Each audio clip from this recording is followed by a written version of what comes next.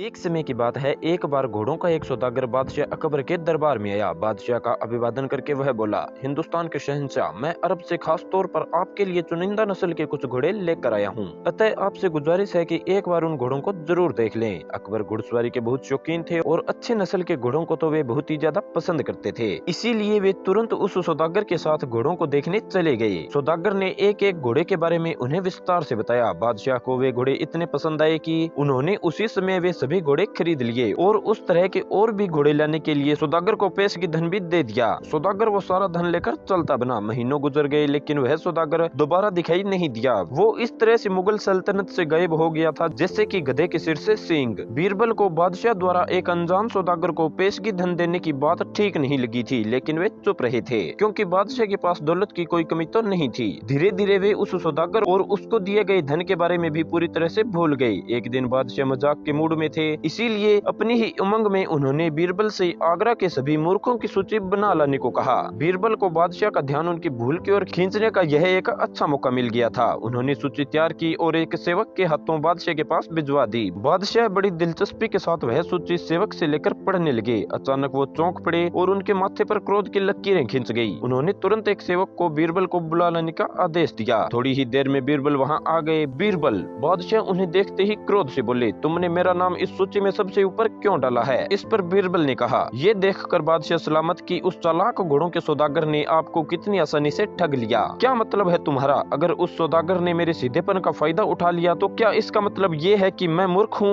बादशाह बोले, लेकिन हुजूर, क्या एक अजनबी सौदागर पर इस तरह भरोसा करना ठीक था? कम से कम आप उसे पैसे देने से पहले उसकी अच्छी तरह से जांच करवा सकते थे। आप बादशाह है और आपके लिए कुछ भी नामुमकिन नहीं है। बीरबल ने अपनी बात साफ की। और अगर वह सौदागर लौट आया तो? बादशाह ने पूछा। तो मैं इस सूची से आपका नाम हटाकर उसका नाम डाल दूंगा। बीरबल ने छूटते ही जवाब दिया। बादशाह चुप रह गए क्योंकि वे अपनी गलती समझ चुके थे। इसीलिए उन्होंने फैसला कर लिया कि भविष्य में वे कभी भी इस तरह की जल्दबाजी नहीं करेंगे।